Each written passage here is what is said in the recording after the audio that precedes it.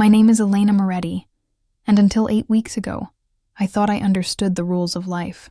Work hard, stay loyal, and trust your family above all else. My father taught me that. He built an empire from nothing. Hotels, resorts, prime real estate, and when he died, he left me the crown jewel. A beachfront estate worth $10 million.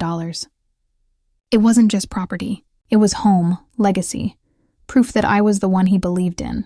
I didn't know, back then, that love and loyalty can be the sharpest blades in the right hands. The stem of my champagne glass is cold against my fingers. The bubbles rise in a steady stream, delicate and unhurried, like they have no idea the world has collapsed around me. On the massive flat screen above the hotel bar, the news anchor's voice is smooth, detached. Breaking tonight. Prominent socialites Lydia Moretti and Sophia Moretti have been taken into custody on charges of fraud, tax evasion, and conspiracy. The footage cuts to them being led into a police van, faces pale under the harsh flash of cameras. Sophia keeps her chin up like she's on a runway. Lydia's lips are pursed into that thin line I know too well. One she used to press at me when she thought I'd embarrassed the family. I take another slow sip. The champagne is crisp, a little too dry, but I welcome the sting. The waiter hovers like he wants to ask why I'm here alone, in this corner of the most expensive hotel in the city. But I give him a look that sends him back toward the other tables. They stole $10 million from me. If you're wondering why I'm smiling, stick around. The glass is half empty now. My hand doesn't tremble the way it did 2 months ago. The first night I realized what they'd done. That night I'd sat on my bathroom floor in silk pajamas, the tiles cold through the fabric, clutching my phone as if staring at my account balances long enough would change them back. I can still hear Lydia's voice in my head from that night. Calm, almost maternal. This is for your own good, Elena. You've been careless. Careless. I tilt the glass and watch the last line of bubbles pop against the rim. 2 months ago, my life felt like a perfectly curated gallery. The estate, the properties, the career I'd built brick by brick in merger's law. All of it solid, safe, untouchable. And then, gone, with the swish of a pen and a notarized document I'd never seen coming. The news anchor is still talking. A couple at the far end of the bar turns to look at me, whispering. I can guess the headlines in their heads. Poor little rich girl. Betrayed by her own blood. Let them think what they want. 2 months earlier, I was still Elena Moretti, dutiful daughter, loyal sister. Back before I learned that family can be the most dangerous enemy of all. I've always believed credentials could protect you. Harvard Law, top of my class. Years of sleepless nights buried in contracts and merger clauses. I built a career on precision and caution. The kind of person who read every word twice before signing anything. None of it prepared me for the people I should have known best. When my father died, I was 28 and too young to carry the weight he left behind. Hotels, condominiums, commercial blocks in prime districts. But the one I loved most was the estate. A sprawling white stone beachfront property with floor-to-ceiling windows that caught the sunrise like stained glass. It was more than an asset. It was my father's heartbeat carved into land. Lydia, my mother, called it an impractical indulgence. She'd say it with a smile like she was joking, but the undertone was always sharp. My sister Sophia didn't bother with subtlety. She'd run her perfectly manicured nails along the balcony rail and sigh. It's wasted on you. You're hardly ever here. I told myself it was sibling teasing, but something in her eyes, the measuring, calculating way she looked at the place, made me uneasy. One afternoon, over lunch at Lydia's favorite restaurant, she leaned across the table, her diamond bracelet catching the light. Darling, we really should think about streamlining assets, she said, the way someone might suggest changing the drapes. I frowned. Streamlining? For tax purposes, she replied smoothly, as if that explained everything. You're holding too much in one place. If something happened, it could all be tangled up in probate, litigation. You know how messy these things can get. Sophia stirred her iced tea with her straw, eyes fixed on me. You don't even use the estate that much, Lena. Wouldn't it be smarter to let it work for you instead of letting it just sit there? I forced a laugh. It's not a stock portfolio. It's my home. Lydia gave that knowing smile again, the one she used when she thought she'd planted a seed in my mind. I'm just thinking long-term for the good of the family. I wanted to change the subject, but the rest of the lunch passed in a haze. I remember the clink of glasses, the low hum of conversation from other tables, and Lydia's hand resting briefly over mine, cool and light. That night, I sat by the estate's window, looking out at the waves pounding the shore. I told myself I was imagining it, the flicker of greed in Sophia's gaze, the edge in Lydia's voice. They were my family, the two people left who shared my father's blood. Surely they wanted what was best for me. Still, I couldn't shake the echo of Lydia's words, streamlining assets. I was halfway down the hall when I caught the sound. Lydia's voice, low and sharp, followed by Sophia's nervous giggle. I slowed, pressing my back against the cool plaster, the scent of lemon polish lingering in the air. "E-papers," Lydia was saying. "We have to get it done before she notices." Sophia murmured something I couldn't catch. Their words seemed to dissolve into a hiss of urgency. I stood frozen, heart thudding like a fist against my ribs. Papers before I notice? 100 possibilities swirled in my head, each more unsettling than the last. My father's estate had been complicated enough, with trusts, deeds, investments, and I still didn't understand. But Lydia and Sophia? They were supposed to be friends. I made myself step into the doorway as if I'd just arrived. "There you two are," I said lightly, forcing my lips into something like a smile. "I've been looking for the guest list draft." Lydia's face smoothed instantly into charm. "Oh, it's on the dining table. We were just talking about florists." Sophia's nod was too quick. "Yes, florists." I murmured, pretending to believe them. Pretending I didn't notice Lydia's knuckles tightening around her phone. After an awkward beat, I excused myself, slipping my own phone from my pocket as soon as I reached the kitchen. My fingers moved automatically to Daniel Cho's contact. He picked up on the second ring.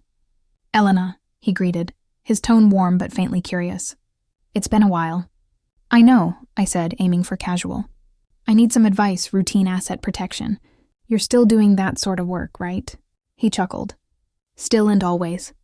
"What's going on?" "Oh, nothing urgent," I lied smoothly. "Just, with everything my father left, I've been thinking about how to keep it all in order. You know how messy things get." Daniel didn't press. "I can put together some suggestions. Do you want me to send over a few options for trusts?" "That would be perfect, especially for the real estate." We hung up with the promise of a follow-up meeting. I set the phone down, staring at the darkened screen, my reflection faint against the glass. My father's legacy had always felt like a weight I wasn't ready to carry. Maybe that was all this was, me finally learning to be responsible. But Lydia's voice kept replaying in my head. "Before she notices." Notices what? I tried to focus on the evening ahead, on the guest list and the wine deliveries and the impossibly high flower arrangements Justin's mother insisted on. Still, the edges of my thoughts kept curling back to that overheard whisper. In the quiet moments, I told myself this was just paranoia, the mind's way of turning shadows into shapes. People talk. Friends scheme about surprises. That's all it was. Yet, as I walked to the study to gather some of my father's old files, a cold ripple passed through me. I didn't know what they were hiding, but I intended to find out. Lydia's home hadn't changed in years. The same ivy crawling up the brick walls, the same creak in the front step. She opened the door with that soft, knowing smile I remembered from childhood, equal parts warmth and appraisal. "Elena, sweetheart." She gathered me in a hug that smelled faintly of lavender and wine. "It's been too long," I murmured, letting my voice carry that fragile thread of emotion she expected. The dining room glowed with candlelight, the table set in perfect symmetry. China plates I'd only ever seen on holidays gleamed under the chandelier. Lydia had always believed in presentation. As I took my seat, the aroma of roast chicken and rosemary mashed potatoes pulled me back in time, to the Christmas when I was 10. When my father carved the turkey while Lydia poured everyone exactly half a glass of champagne. For the toast, I remembered her hand on my shoulder that night, her whisper, "You must always appear gracious, even when you're disappointed." "How's the new place?" she asked, spooning potatoes onto my plate. "It's fine," I said, a little quiet. Her eyes lingered on me a moment too long. "Quiet is good. Stability is better. Speaking of which," she leaned forward, her bracelets catching the candlelight. "I've been thinking about the estate. There are some investments you should consider." I forced a polite smile. "Investments?" The market is soft right now, but there's opportunity if you move quickly." She tapped her fork against her plate. "Your father always regretted hesitating." I let out a soft, careful laugh. You make it sound like a chess game. It is a chess game, Elena. Money always is. Her tone was gentle, but there was that edge again, the one that said she'd already decided my next move. I focused on cutting my chicken, the knife gliding too easily through the tender meat. I'll think about it. You should do more than think. You should act. She tilted her head, watching my reaction as though I were a specimen under glass. You have to protect your future. I understand. I set my fork down, my hands folding neatly in my lap. You've always been good at that. Her smile returned, faint but satisfied, as if I'd passed some unspoken test. We moved on to safer topics. Her garden, a neighbor's scandal, and the latest charity gala. I nodded, asked questions, laughed when appropriate.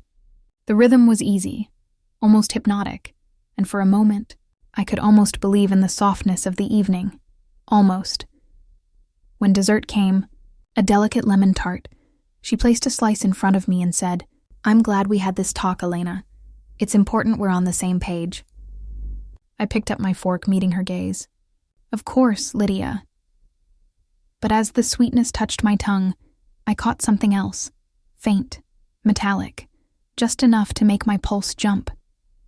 I stood at the floor-to-ceiling windows of Lydia's penthouse, watching the city lights smear against the glass as rain slid down in crooked lines. My reflection stared back at me, pale, small, brittle. I barely heard the soft click of heels until Lydia's voice cut the silence. Elena, sit down. We need to talk.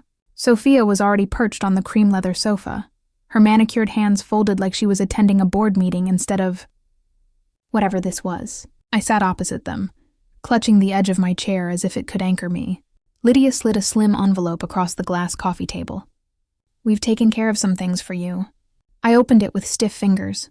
Inside, legal documents. Pages and pages of cold black print. My name, their signatures. What is this? My voice cracked, humiliatingly thin. Sophia leaned forward, her tone honeyed. You've been under a lot of stress, making impulsive decisions. This is just to protect you. Protect me? I scanned the lines, my breath shallow. They'd transferred the family estate into their joint ownership, my corporate shares gone, and beneath it all, a signature block with my name waiting to be inked. This isn't... My throat tightened. You can't just take everything. Lydia's eyes softened in that way people use when they're about to tell you they've already decided. We're keeping it in the family, Elena, until you're... Stable. Stable. The word sliced cleanly through my chest. I set the papers down like they might burn me. Sophia opened a leather folio and slid out another document. We'll also need access to your personal accounts. It's best if we consolidate everything, fewer moving parts. I stared at the form. My signature would hand them everything. I felt my pulse in my ears, in my throat, in my fingertips. Why would I agree to this? Because, Lydia said gently, you trust us. We're all you have. The words landed heavy. I thought of my parents' portraits in the estate hall, of summer dinners on the veranda, of every holiday we'd ever shared. I thought of how quickly those memories could be locked away from me. My pen hovered over the line. I told myself I was stalling, trying to think. But the truth was, there was nothing left to think about. The decision had been made for me the moment I walked in. The scratch of ink was louder than the rain.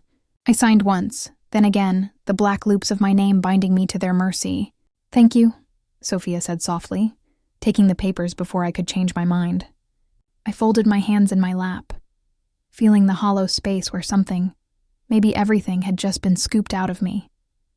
Outside, the rain turned to a steady downpour, blurring the skyline until nothing looked familiar. I thought the worst was over after the court hearing. I was wrong. By the time I reached my apartment, the internet had already decided my fate. Gossip blogs had their headlines ready. Heiress outmaneuvered by her own blood. The business sections were colder, clinical in their autopsy of my downfall. They dissected my portfolio like vultures picking apart a carcass, highlighting every asset stripped from me, every board seat I no longer had. My phone wouldn't stop buzzing. I should have turned it off, but a sick part of me couldn't look away. Twitter, no, X, was trending my name alongside a dozen mocking hashtags. Screenshots of my courtroom tears were already meme material. When you realize daddy's money isn't yours anymore, thousands of strangers laughing at me, as if my life had been reduced to punchlines. I tried to breathe, but the walls felt closer than they should have.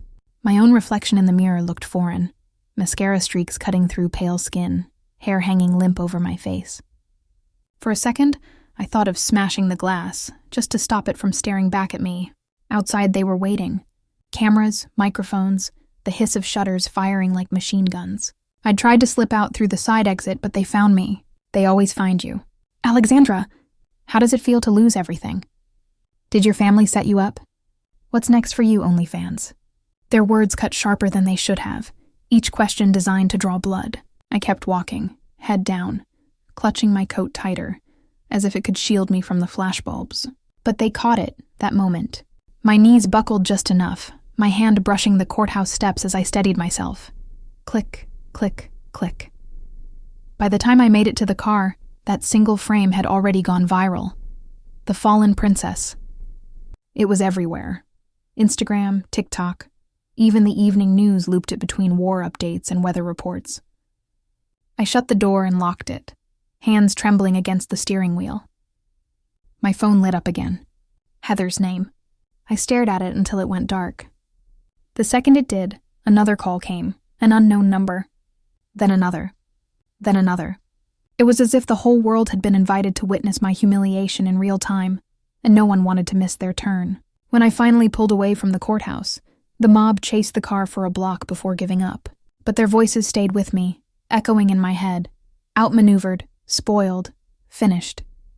I told myself I wouldn't cry again, that I'd already given them enough to feed on. But as the city lights blurred through the windshield, I felt the sting in my eyes, the tightness in my throat, and the sob that broke loose before I could swallow it down. Tomorrow would be worse. I sat across from Mr. Caldwell, the attorney I'd scraped together the courage to hire. His office smelled faintly of stale coffee and mothballs. He was a soft-spoken man in a suit that seemed a size too big, with glasses that kept slipping down his nose. I clutched the strap of my bag like a lifeline. "She's already filed her response," he said, flipping through the papers as if they were written in a language he barely understood. "Lydia's counsel is formidable." I swallowed hard. "What does that mean for me?" My voice trembled, the sound foreign to my own ears. "It means," he hesitated, "this is going to be an uphill battle. Freezing the estate sale. Well, we can try, but the odds aren't good." The words landed like bricks in my chest. Lydia's team had already painted me as desperate, unprepared, and worst of all, unworthy. She was orchestrating everything perfectly, and I was a step behind, flailing. 2 days later, we were in court. Lydia sat at the front, her designer suit a sharp, cold shade of navy. She didn't look at me, not once, but I could feel the heat of her quiet triumph radiating across the room. Her lawyer, Mr. Baines, was tall, polished, and every word from his mouth felt like a knife. "Your Honor," Baines began smoothly, "my client has acted in full compliance with the law. This motion is nothing more than an emotional reaction, not a legal one." I bit the inside of my cheek to stop from speaking. Caldwell rose slowly, clearing his throat. "Your Honor, we believe..." He fumbled with his papers, his hands shaking. "We believe there are irregularities in the way the estate." "Do you have evidence of these alleged irregularities?" Baines cut in. Caldwell blinked. Not at this time." The judge's gaze slid from him to me. I shifted in my seat, feeling smaller by the second. "Motion denied," the judge said firmly. The words echoed in my skull. Lydia's lips curved into the faintest smile. She turned to whisper something to Baines, her eyes glinting like a cat's. I could almost hear her thinking she'd already won. By the time we stepped into the hallway, my legs felt like water. Caldwell tried to offer something resembling comfort. "It's early yet, we still have options." I nodded, though the air felt too heavy to breathe. "Thank you for trying," I whispered. The courthouse doors loomed ahead, their glass reflecting the gray sky outside. Rain had begun to fall, soft but steady, blurring the city into muted shapes. I stepped out, letting the cold drizzle soak into my hair, my coat, my bones. Somewhere behind me, Lydia's laughter rang faintly in the echo of marble and stone, and in that moment, I knew this was only the beginning. I stood in the middle of the bare living room, the echo of my footsteps bouncing off walls that smelled faintly of someone else's cooking grease. A single bulb dangled from the ceiling, flickering like it was mocking me. This was home now. The movers had left an hour ago, their boots scuffing the cheap laminate floors as they carried in the few things I had left. Most of my furniture was in storage, which was just a polite way of saying I couldn't bear to see it crammed into this matchbox. My penthouse, my sanctuary, was gone, signed away. Not that I'd had a choice. The walls were paper thin. I could hear the upstairs neighbor's TV blaring some game show, the audience's canned laughter spilling into my new life. From the street below came the distant thrum of traffic and the occasional honk, sharp and impatient. Nothing like the quiet hum of the city skyline I used to fall asleep to. I unpacked slowly, careful with each plate as though handling fine china, though these were the cheap ones from the discount store. My hands shook, but not from the weight, from the absurdity of it all. I'd gone from marble countertops to this, a chipped formica table with a wobbly leg. Dinner was instant noodles, the kind that came in a crinkly packet, the broth a sickly shade of brown. I ate cross-legged on the floor, staring at the one window.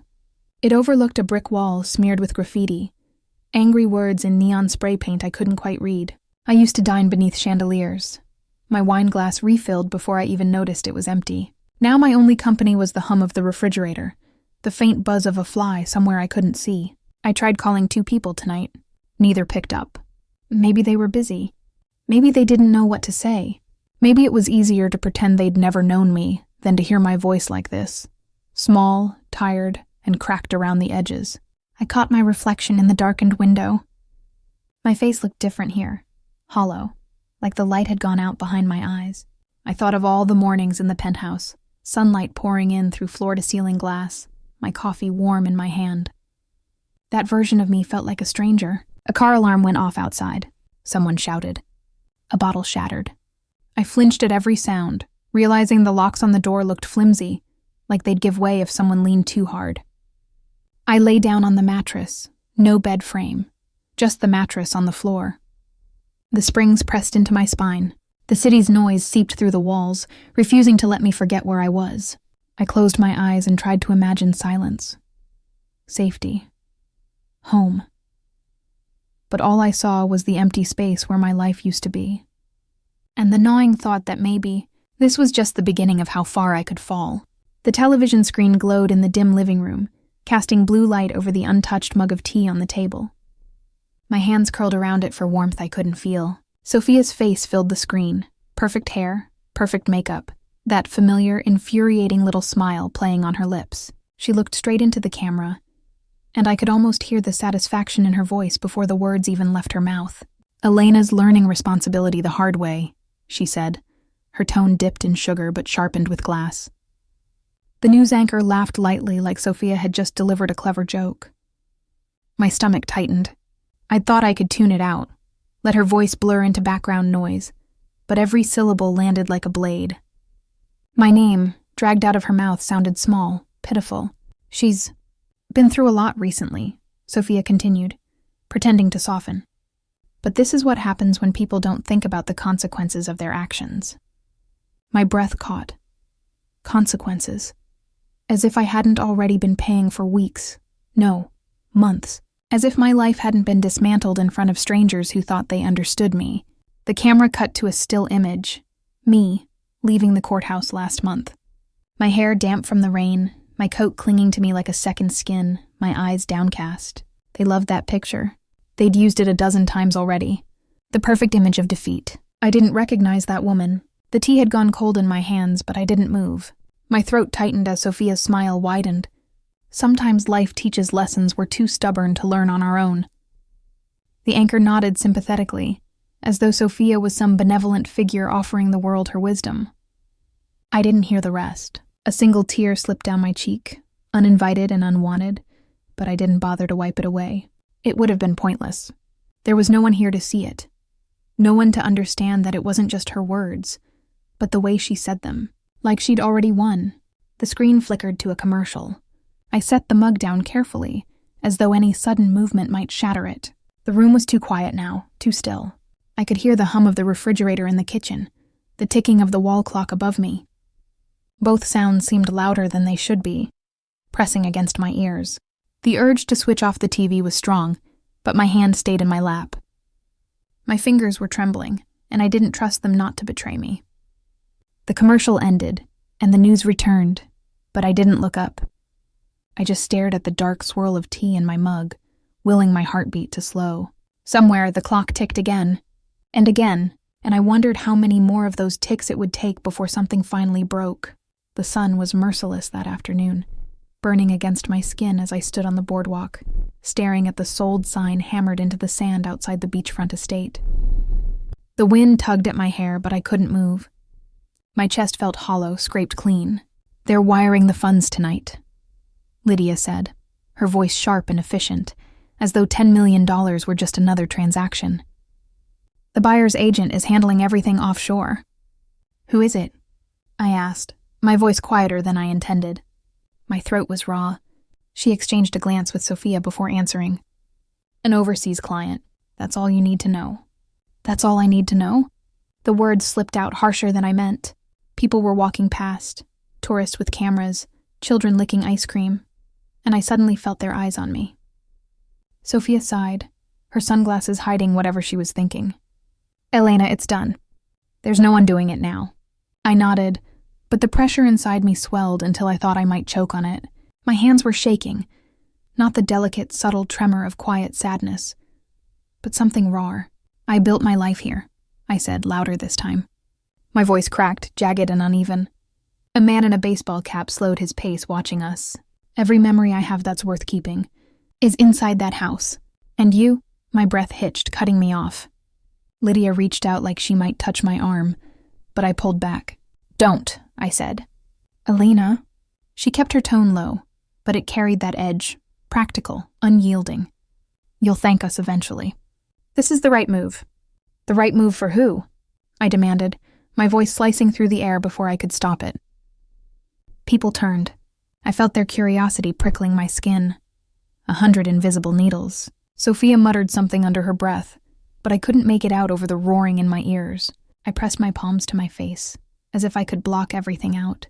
The strangers watching, the smell of salt and sunscreen, the sound of the ocean pounding relentlessly behind me. But the moment I lowered my hands, the world came rushing back. "You're destroying everything," I said. My voice trembled, but it carried. "And you don't even see it." Lydia's jaw tightened. "You're upset, I get it. But this conversation isn't helping." She turned to leave, Sophia following without a word. I stood there on the boardwalk, my shadow stretching long over the sun-bleached planks. My heart pounded against my ribs, fast and uneven. Somewhere down the beach, a gull shrieked. The man in the baseball cap was still watching me, his expression unreadable. I wondered if he would remember my face later, if he would tell someone about the woman who came apart in public. I stayed there until Lydia's car disappeared around the corner. Only then did I let the weight of it all pull me down onto the bench, my hands still shaking, my breath still unsteady.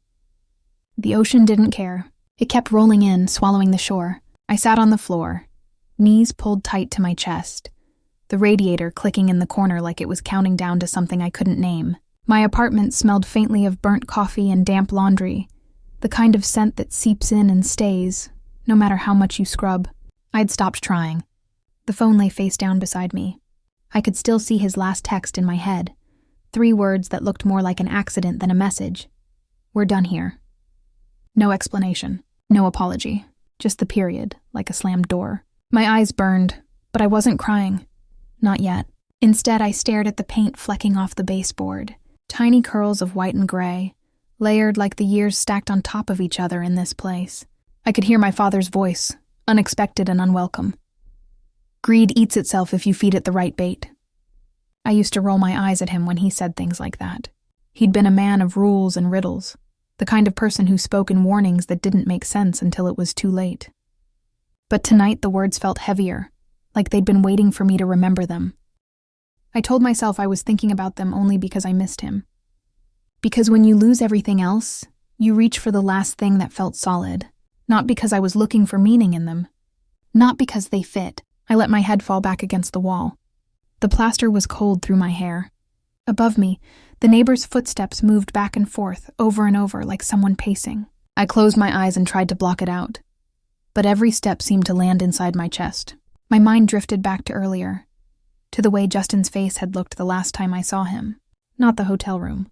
Not that night. Before. His smile had been different, tight, like he already knew something I didn't and couldn't wait for me to find out. I'd thought heartbreak would feel sharp, that it would split me open and leave me gasping, but it was dull, heavy. It was the weight of knowing I couldn't go back no matter how much I wanted to. Outside, a car horn blared, sharp and angry, yanking me back. I got up slowly, joints stiff from sitting too long. My reflection in the window startled me. A pale face, eyes ringed in shadows, mouth set in a line I didn't recognize. I told myself I was just tired. That's all. I didn't notice the faint spark in my eyes until it was too late to look away. Somewhere deep inside something shifted, but I wasn't ready to name it. Not yet. A knock at the door made me flinch. 3 slow taps. I froze, listening. Another knock, louder this time. And then a voice I hadn't heard in years. Alex. Open up, we need to talk.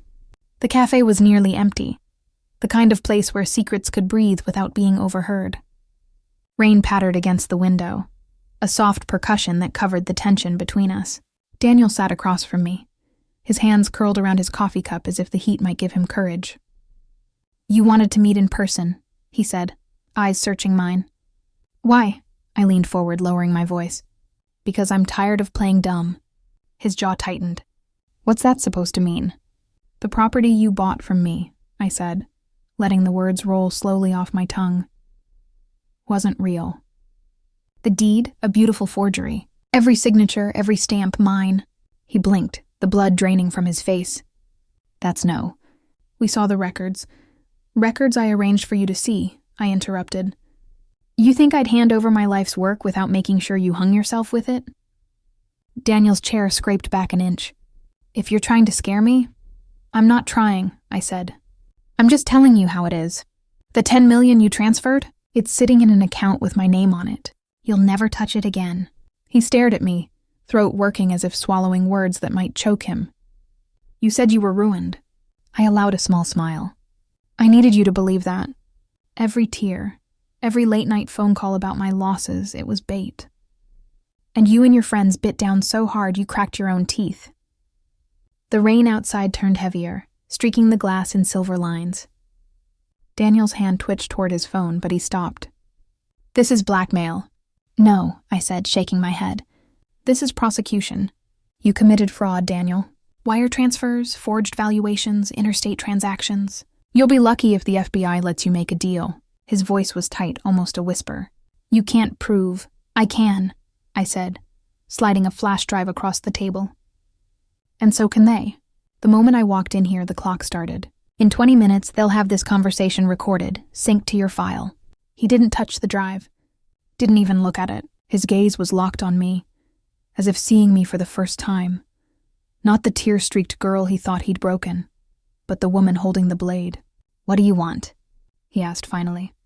I leaned back, letting the silence stretch. You'll know soon enough. For a moment, neither of us moved. The rain's rhythm filled the space between us. Then I stood, leaving my untouched coffee on the table. As I walked toward the door, I could feel his stare burning into my back. Outside, the cold air bit at my skin, but inside, I was warm, electric. Everything was exactly where I wanted it to be. Across the street, a black sedan idled. The driver lifted a phone to his ear. Daniel had 20 minutes, and the clock was already ticking. I learned long ago that survival isn't about strength. It's about preparation. Strength fades. Preparation lasts forever. The first step was finding a ghost who could make paper breathe. His name wasn't real, of course it wasn't. But the forger went by Elias. He worked out of a rotting second-floor studio in South Boston, the kind of place where the smell of turpentine drowned out the stink of fear. I didn't tell him why I needed the documents. People like Elias don't ask, because curiosity gets them killed. I just slid the sample signatures across the table, along with a retainer fat enough to keep him from looking too closely at the dates and seals he was about to recreate. The documents he delivered 3 weeks later were perfect. Birth certificates, wire confirmations, even notarized affidavits. All lies, all mine. Step 2 was making my losses look public. You can't fake desperation unless you let the right people smell blood. I accidentally left the ledger on my desk when Sophia came by, pretending I'd forgotten to close it before slipping into the kitchen. Columns of red numbers, exaggerated beyond belief, painted me as a woman hemorrhaging cash. Sophia glanced at them, her eyes flicking with something between pity and opportunism. Perfect. But the true artistry lay in the trail Daniel built. He was the only one I trusted to weave the threads. Half-truths, doctored emails, receipts leading nowhere, into a tapestry of guilt that wrapped snugly around Lydia and Sophia. Daniel had a knack for placing evidence where it would look the most authentic. A time-stamped security video here, a corrupted file there. He once said framing someone was like cooking a soufflé. Get the timing wrong, and the whole thing collapses. We timed it flawlessly. On a rainy Tuesday, Daniel found a series of offshore transfers routed through Lydia's account. The kicker? Each transaction mirrored one I had made weeks earlier. Only Daniel shifted the dates and inserted beneficiaries tied to shell companies in Sophia's name. By the time anyone questioned the chain, it would look like the two of them had been in it together all along. It wasn't enough to make them look dirty. I had to make them look careless. That's why we left a breadcrumb in the form of an unencrypted folder on Sophia's shared drive, a rookie mistake she'd never make in reality, but one the investigators would salivate over. Every move had a shadow purpose. Every prop, every forged line of ink existed to tell a single story, that I was the victim, blindsided and betrayed. The beauty of the setup was that it didn't require me to speak a single false word. The evidence spoke for me. As I think back now, I remember the way Sophia had hugged me that day in my kitchen, whispering, "You know I'd never hurt you." I'd smiled into her shoulder, already knowing exactly how she'd look when the knock came at her door. And the knock was coming. Soon. Daniel arrived at my apartment just after sunset, his laptop bag slung over one shoulder. The winter air clung to him, sharp and bracing. He dropped the bag on my kitchen counter, unzipped it, and pulled out a sleek, matte black device that looked nothing like the clunky workstations in most offices. "You're going to like this," he said, the corner of his mouth curling. Behind him trailed a man in his late 40s with wire-rim glasses and the steady, unblinking eyes of someone who'd seen too much. "Elena, this is Malik Rahman," Daniel introduced. "Cyber forensics, best in the business, ex-Interpol." Malik didn't shake my hand. Instead, he opened his own laptop and began typing before I could even offer coffee. "I've been briefed. We're chasing 10 million? 10.3, I corrected, leaning against the counter. And we're not chasing it. We're tracking it like a blood trail." His fingers moved fast. Daniel forwarded the dummy deed records, the sale contract, and the preliminary transfer logs from the escrow account. "Whoever moved this money wanted to hide it, but..." He smiled faintly. They were sloppy. A pulse of satisfaction thrummed in my chest. Lydia and Sophia had always been arrogant. In business, arrogance is another word for carelessness. Malik spun the laptop toward us. A web of lines stretched across a digital map, thin white threads connecting London, Zurich, Dubai, and finally, a tiny Pacific island nation I'd never heard of. "Shell companies," Malik said, pointing to each node. "All registered within 48 hours of each other. Funds were split, routed through 3 different clearinghouses, then consolidated here." He tapped a dot over the island. "Offshore tax haven. Confidential banking laws, but..." He paused for effect. Every wire leaves a signature. Daniel glanced at me. "Once we link those signatures back to accounts in their names, it's over." "Not yet," I said. "If we move too soon, they'll panic and bury it deeper. We let them feel safe. Let them believe they've won." Malik adjusted his glasses. "You're sure you want to wait?" I smiled. "Absolutely. The longer they think they're untouchable, the harder they'll fall when we pull the rug out." We spent the next hour mapping every transaction, marking each breadcrumb they'd left in their greed-fueled haste. By the time Malik closed his laptop, we had a complete, date-stamped trail that could put them in prison for decades. As Daniel walked Malik to the door, I poured myself a glass of wine and looked out at the city lights. Every point of light was a reminder. Some people hide in the dark, but I prefer the places where everyone can see me and still not realize what I'm doing.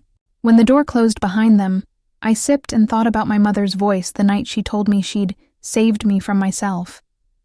Saved me? She had no idea what I was about to save her from. I made sure my coat hung just wrong, the frayed cuff visible when I folded my hands in my lap. It's amazing how poverty seeps into posture if you let it. Lydia's penthouse smelled of money, sharp lilies, leather, and that faint metallic tang of a security system always armed. She lounged on the cream sofa, wine glass in hand, while Sophia perched beside her, legs crossed, phone glowing in her palm. "I wouldn't be here if it wasn't urgent," I said, letting my voice catch just enough to sound raw. "A short-term loan. A few thousand. Just until I—" Lydia's laugh sliced through me, brittle and amused. "Elena, darling, you can't seriously think we're running a charity." Sophia smirked without looking up. "You know she's been living beyond her means forever. Daddy's gone and the safety net's gone with him." I lowered my gaze, letting my cheeks flush, hiding the smile that threatened to curl my lips. The phone in my bag was recording, every syllable sliding neatly into my collection. "You were friends," I murmured, folding in on myself. You thought wrong," Lydia said, savoring it. "You've been coasting on a last name and an inheritance you didn't earn. Now what's the phrase? I'm fresh out of lifelines." Her cruelty was art. I let it hang in the air, then sniffed softly, shoulders hunched as if I were shrinking. In truth, I was cataloging tone, cadence, words dripping with entitlement. People underestimate the power of a voice when it's played back to them at the right moment. Sophia finally looked up, eyes gleaming. "Maybe you should sell something. That gaudy bracelet, for example. Or is that all fake now, too?" I traced the bracelet absently, a gesture that looked like shame but was, in reality, a tick of satisfaction. The bracelet had a hidden clasp, a perfect place to store a tiny encrypted card. They'd never guess what was on it. "Forget it," I whispered, rising slowly. "It was a mistake coming here." "Oh, finally," Lydia drawled, swirling her wine. A moment of clarity. The weight of their stares followed me to the door. I kept my steps uneven. My shoulders drooped. My reflection in the glass elevator doors was flawless, a picture of defeat. By the time I stepped into the chill night air, the act slipped away. My shoulders straightened. The phone in my bag stopped recording, the file saved alongside others, each one a nail, waiting for the right coffin. They thought they were swatting at a helpless little mouse, but mice have teeth, and I've been patient. The city hummed around me, lights glittering like a promise. Soon Lydia and Sophia would realize I'd been in their walls the whole time, nibbling through the foundation. By then, the trap would already be closed. And when it snapped shut, they'd remember this night. They'd remember laughing. I didn't use my name, of course. The voice on the secure line was calm, detached, almost bored, as they took down the information. I gave them dates, account numbers, routing details. I told them which bank officer had looked the other way, and which island nation prided itself on asking no questions. By the time I hung up, the trap was already in motion. 2 hours later, my phone buzzed. Sophia's number flashed on the screen. I answered, keeping my tone light. "Sophia, hi. Elena. Something's wrong." My transfer to Zurich bounced. Her voice was tight, urgent. "The bank says it's a temporary compliance check, but—" I made a sympathetic sound. "That's odd. You've been moving funds for years." "Exactly," she snapped. "Why now?" "Maybe it's random." I let a beat of silence stretch, picturing the panic building behind her carefully painted face. "Or maybe someone's watching." She cursed under her breath. "Do you think it's about Lydia's new account? The Cayman one?" "I wouldn't know," I said softly, though of course I knew every detail.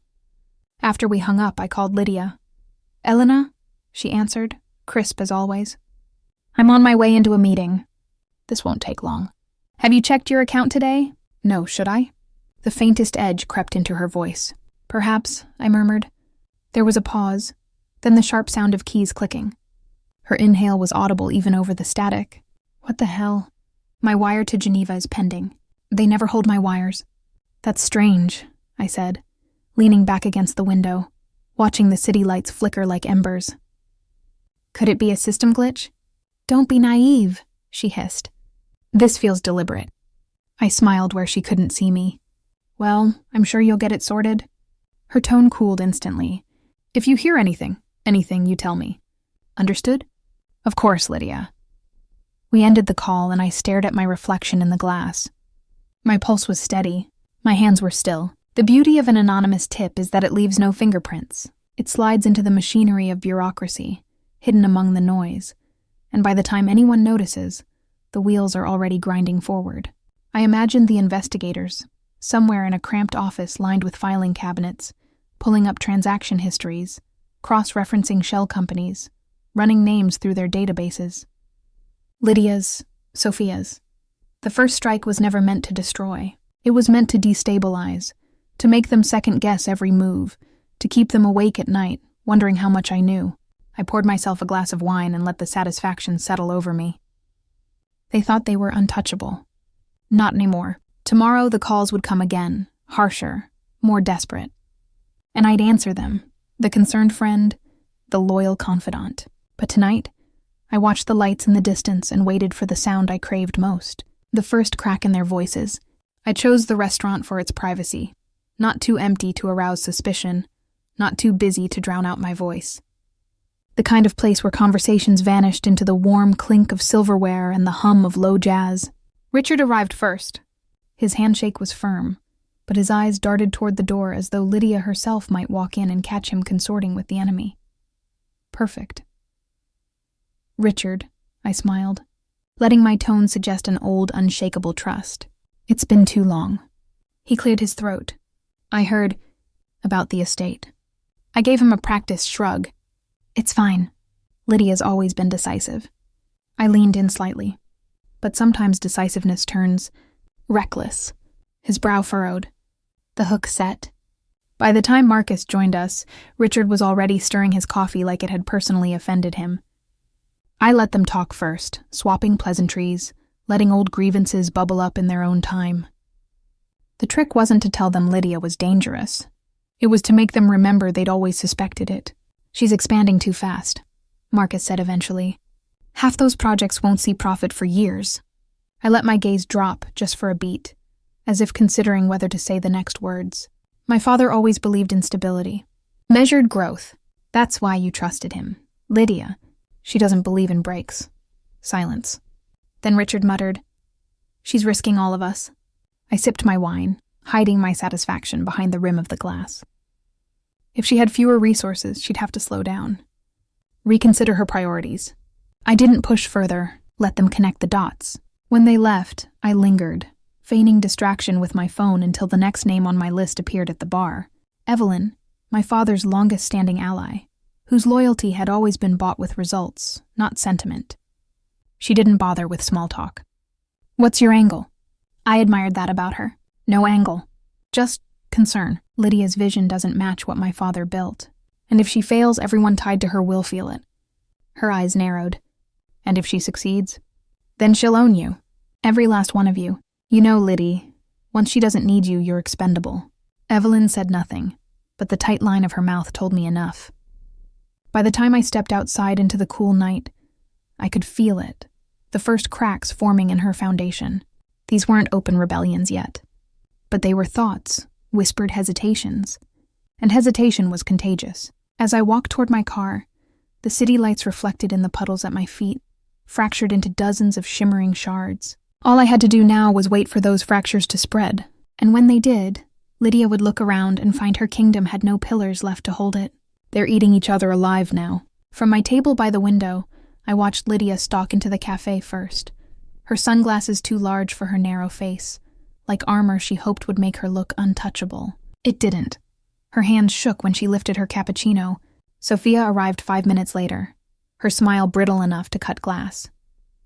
They didn't bother with pleasantries. You told them, Lydia hissed, loud enough for the man at the next table to pause mid-sip. I didn't tell anyone, Sophia snapped back. You're the one who's been whispering to reporters. I stirred my tea slowly, the porcelain spoon tapping the cup in an even rhythm. I could almost set their argument to a metronome. The latest leak had gone live that morning, an internal email thread about the offshore accounts, complete with Lydia's signature at the bottom. The photo was crisp, perfectly framed. The kind of thing that only a friend with access could have captured, or someone who had been given the exact right bait. I don't even have that file, Sophia said, her voice rising. You know what I think? I think you planted it yourself so you could point the finger at me. I hid my smile behind the teacup. The beauty of the play wasn't just in what I leaked, it was in where I placed it. Lydia's enemies would believe Sophia had motive. Sophia's allies would swear Lydia had gone rogue. By the time they realized the rot came from somewhere else entirely, it wouldn't matter. The waiter glanced at me nervously as he set down a plate of almond biscuits. I gave him a polite smile, the kind that said, "No, I'm not with them." He hurried away. Don't twist this, Lydia said, leaning in, her eyes hard. The more you lie, the worse it gets. I could see it in the tightness of their jaws, the erosion of trust. Every word between them was another crack in the foundation, and I had all the time in the world to widen those cracks until they swallowed both of them whole. Another alert buzzed on my phone. The evening paper had just pushed a breaking headline. Anonymous source confirms boardroom betrayal. The photo they'd used was a grainy shot of Lydia and Sophia in the parking garage 2 weeks ago, looking like conspirators. I'd sent it myself. Sophia caught sight of it on her own screen. Her face drained of color. "See?" Lydia barked. "You can't even control the optics anymore." Neither of them noticed me slip the last biscuit into my bag. Neither noticed me stand. By the time they do, the next leak will already be queued, and the one after that, and the one after that. I left the cafe to the sound of their voices breaking against each other, a steady rhythm of accusation and denial. It was almost music. Tomorrow, the real performance would begin. The ballroom glittered under 100 chandeliers, each crystal catching the light like a secret waiting to be spilled. Lydia and Sophia stood near the center, radiant in floor-length gowns, basking in the admiration of their guests. Their laughter carried across the room, the bright, careless kind that only comes when you believe the danger has passed. They thought they'd buried the evidence deep enough that no one could find it. That was the beauty of arrogance. It made them sloppy. I glided toward them, my champagne flute balanced effortlessly in one hand. People stepped aside without realizing they were doing it. I'd chosen my gown carefully, deep emerald silk that caught the light in a way that made my skin glow, not because I wanted to impress them, but because I wanted them to remember me this way, poised, untouchable. "Elena," Lydia said warmly when she noticed me, touching my arm as though we were still old friends. "You look stunning." "Thank you," I replied, my smile measured, my gaze unwavering. "Congratulations on tonight." Quite the turnout. Sophia's eyes flicked toward me, a fraction too sharp before softening again. "We do love a celebration. It's been a long few months." I sipped my champagne, letting the silence between us stretch just enough to make her shift her weight. "Yes," I murmured, "but it seems you've both landed on your feet." Lydia's grin widened. "We always do." The string quartet in the corner swelled into a waltz, and couples began to drift toward the dance floor. My attention, however, stayed fixed on the small gold clutch in Sophia's hand. Inside it was the phone she thought I didn't know about, the one that still held the photos. I didn't need to take it tonight. That wasn't the point. Tonight was about letting them feel safe, letting their guard sink to its lowest point. People in hiding made mistakes. People who thought they were in the clear made fatal ones. "I'm so glad you came," Lydia said, her tone just shy of patronizing. "It means a lot to us." "Oh, I wouldn't miss it," I said, my voice light. Moments like this deserve to be remembered. Her brows knit, only for a second, before the mask slid back into place. I wondered if she felt the faint tug of the noose tightening yet, or if she'd only notice when it was too late. A waiter passed with a tray of fresh glasses, and I exchanged my half-empty flute for a new one. The bubbles fizzed against my lips, cool and sharp. Across the room, my contact slipped into the crowd. Black suit, silver tie, just as planned. I didn't need to watch him. Everything was already in motion. Lydia and Sophia believed the night was theirs. They were right, just not in the way they thought. The first sign was the silence, not the polite hush of a gala speech, but the sudden, unnatural pause that spreads like a shadow over a room. I was mid-sip, glass poised, when the double doors swung open. They didn't just walk in. They flooded in. Navy jackets, gold badges, radios crackling. The chandeliers reflected off polished guns and polished shoes alike. A man with a clipped tone announced himself. "Boston Police. Financial Crimes Unit. Nobody leaves." Perfect. Daniel moved through the crowd as if parting the Red Sea, flanked by 2 agents. His tie was crooked, probably from the rush, but his expression was granite. In his hands, a thick envelope, the paper bulging like it could barely contain the weight of what was inside. I stepped aside to let him pass, my fingers brushing his sleeve for just a second. Enough for him to know I was exactly where I was supposed to be. He handed the envelope to the lead agent. "Deeds, bank transfers, recordings. Everything you need." His voice didn't waver. The first scream came from Lydia. She was cornered near the champagne tower, her sequined gown glittering like it might blind someone. Sophia wasn't far, She froze when the cuffs came out, her mouth opening and closing like a caught fish. I watched them both. Lydia's face was pale, her lipstick smeared from where she'd bitten her lip. Sophia's hands trembled as an agent read her rights. Shock, disbelief, outrage. It was all there, flashing across their faces in ugly succession. Gasps rippled through the room. A few guests edged toward the exits before realizing those too were blocked. I kept my eyes forward, my posture straight, as if I was just another stunned onlooker, a respectable woman caught in someone else's scandal. But inside I could feel the hum of it, the click of every piece falling into place. Months of waiting, listening, smiling in all the right moments, all the small, deliberate kindnesses that made them lower their guard. The agent with the envelope gave a curt nod. "We've got what we need." Daniel caught my gaze from across the room. Just a flicker, half a second, and I knew we were aligned. Lydia spat something at the nearest officer, but her voice cracked. Sophia's mascara had already started to bleed down her cheeks. They looked smaller now, both of them, like paper dolls whose edges had frayed.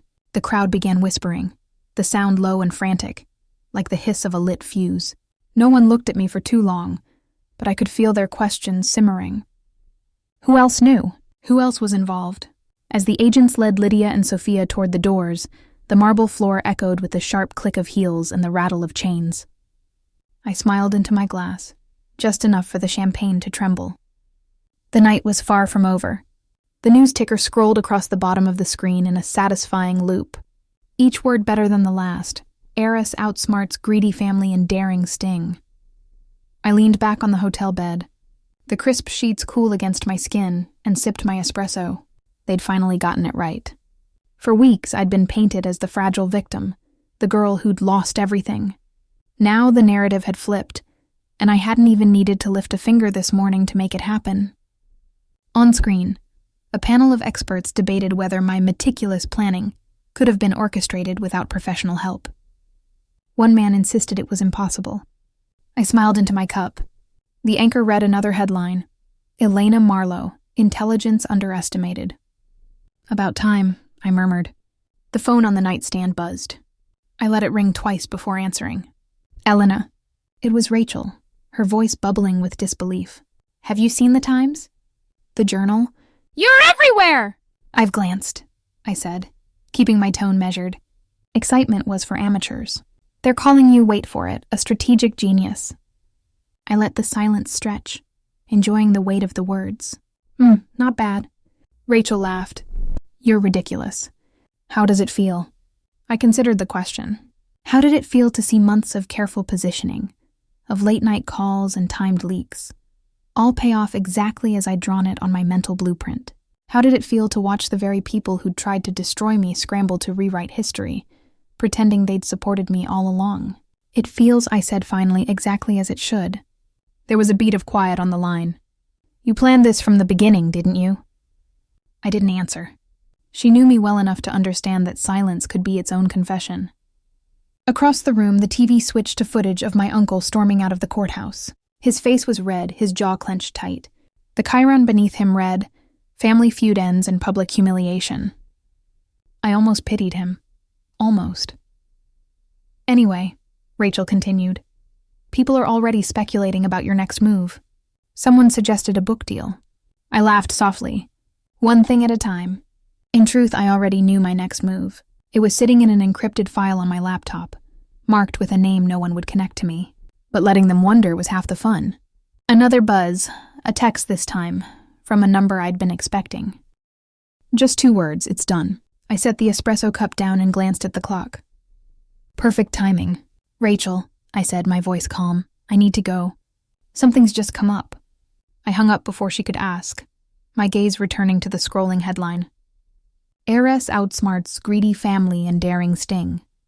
And this, I thought, was only the first act. The judge's gavel fell with a hollow crack, and just like that, it was over. All assets are to be returned to the plaintiff, Elena Moretti, along with compensatory damages in the amount of... He read the figure. Even after months of hearing it in my lawyer's strategy sessions, the number still sent a pleasant shiver through me. I didn't smile, not yet. Cameras were everywhere, and restraint photographs better than gloating.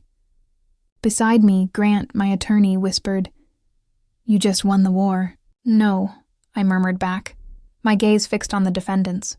"I ended it." Lydia's eyes darted away. Sophia wouldn't even look at me. Watching them shrink into themselves, knowing the ruin was final, was almost as satisfying as the verdict itself. Almost. The press swarmed the moment we stepped into the marble hallway. Microphones angled toward me like weapons. "Elena, how does it feel to have your life back?" I let them see the softness in my smile. "Justice feels restorative," I said, careful to project warmth without losing authority. The soundbite would play perfectly on the evening news. Another voice cut through. "What will you do with the damages?" That was my cue. "I'm donating a substantial portion to the Victims Advocacy Foundation," I said, pausing so the name could land. "Because no one should have to fight as hard as I did to reclaim what's theirs." I caught the flash of approval in the journalists' eyes, the subtle shift in their posture. They loved me now, loved the story, the redemption arc. Let them. By the time I reached the courthouse steps, the crowd outside was chanting my name. The air smelled of asphalt and victory. Grant leaned close. "You didn't have to give that money away, you know." "I didn't," I agreed. "But power isn't just about what you take. It's about what people believe you are while you're taking it." He chuckled under his breath. "Remind me never to be on the wrong side of you." I glanced at him, allowing the faintest glint of truth to show. "You won't be. You're useful." We moved toward the waiting car, the flashbulbs still popping behind us. As the door shut, sealing me into the quiet leather interior, I let myself breathe. Slow, deliberate. The accounts would be full again by morning. The properties, the investments, the portfolio, all mine. But the damages, that extra glittering sum, were more than compensation. It was proof that they'd underestimated me, and that the law, when guided by the right hands, could be as sharp as any blade. I thought of the beachfront estate, the one they'd sold out from under me. Soon it would be mine again, its keys warm in my palm. The driver pulled into traffic. In the tinted reflection, I caught my own eyes, calm, certain, and utterly untouchable. This wasn't just a victory. It was the closing move in a game they never knew they were playing, and I always play to win. The visiting room always smelled faintly of bleach and cheap coffee, an odd combination that clung to your skin long after you left. The fluorescent lights hummed above me, flickering every few seconds like they couldn't decide whether to keep shining. I sat at the table, hands folded loosely in front of me, watching the guards bring him in. He looked smaller than I remembered. Prison did that, shaved away the edges, ground people down into something less than they'd been. His orange jumpsuit hung off his frame like it didn't quite belong to him. But his eyes, those hadn't changed. Still sharp, still searching for the angle. He sat down opposite me. "Alex." His voice carried a note of surprise, like I was the last person he expected to see. I tilted my head. "You're hard to get on the phone these days." He smirked, but it didn't reach his eyes. "Visits aren't usually your style. What's this about?" For a moment, I just let the silence stretch between us, enjoying the faint twitch in his jaw. "Closure," I said finally. He leaned back, skepticism etched into every line of his face. "You think you're the one who gets to close this?" I smiled, small, deliberate. "I'm not here to argue about who won. You already know the answer to that." His eyes narrowed. "You think you're better than me now?" "No," I said softly. "I think I'm exactly what you made me. You taught me the value of family." Something in his expression shifted, confusion laced with irritation. "Family?" I nodded. "Yes, you just never told me it didn't have to mean blood. Or loyalty to the wrong people. Or staying quiet when someone deserves to burn." I leaned forward, letting my voice drop just enough for only him to hear. I just learned to define it differently. He stared at me, reading between the words, piecing together what I was really saying. His mouth opened, closed again. For once, he didn't have a quick answer. I pushed my chair back, the legs scraping across the concrete. "That's all I came to say." He called after me. "Alex," but I didn't turn around. Not for him, not for the guards who glanced between us like they'd just overheard something they weren't meant to understand. The door clicked shut behind me, and I kept walking, the echo of my footsteps trailing through the corridor. Each step felt lighter, like I was shedding the last weight I'd been carrying. By the time I reached the outer gate, the sky had turned a cold, flat gray. A storm was coming. I breathed in the damp air, letting it fill my lungs. Somewhere behind me, he was probably still sitting there, trying to figure out exactly when he'd lost. I smiled to myself. He'd never see it coming. Not until it was far, far too late. The villa sat on the cliff's edge like it had been waiting for me all along. White walls, broad terraces, and a view that could silence the noisiest thoughts. The ocean stretched out endlessly, a sheet of blue glass fractured only by the glittering path of sunlight.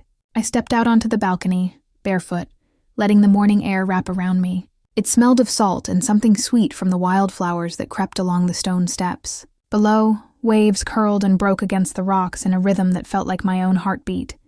Steady, inevitable. The papers were signed an hour ago. Cash transaction. No loans, no questions. Money talks louder when it's clean. And mine was cleaner than the lies they'd told to get it. Inside, the living room was all soft linen and dark wood, the kind of simplicity that cost a fortune to look effortless. My suitcases waited by the door, not because I hadn't unpacked yet, but because I hadn't decided if I would. I liked the idea that I could leave whenever I wanted, that nothing and no one could hold me here. I poured a glass of champagne, not for celebration, but for punctuation. This was the closing line to a chapter I'd written in my own blood and theirs. They thought they'd stripped me down to nothing, that $10 million had bought my silence and humiliation. But I'd always known how this would end. They stole 10 mailers from me. I took back more than they ever dreamed. The sea breeze lifted my hair, tugging it like an old friend trying to pull me closer to the edge. I let it. From here, the drop was sheer, 20 meters down into churning white foam. It was beautiful, dangerous, and entirely mine. I thought of Daniel's face the last time we spoke, the way the color drained when he realized just how deep I'd pulled him under. Heather's voice on the recorded call, sweet and venomous, sealing her own fate. The others scrambling in the dark, trying to find a light that had never existed. The law would finish what I'd started. I didn't need to see the trials or the sentences. Their downfall wasn't my entertainment. It was my assurance. A gull wheeled overhead, its cry sharp against the hum of the surf. I raised my glass to it, to the horizon, to myself. The reflection in the champagne's pale gold surface smiled back, calm, certain, the same smile I'd worn at the very beginning when no one else knew the game I was playing. I turned away from the view, leaving the balcony doors open so the ocean could follow me inside. Somewhere a phone buzzed with a number I didn't recognize. I ignored it. The waves kept breaking. The sun kept climbing. My life finally was exactly where I wanted it to be. And this time, there was no clock ticking.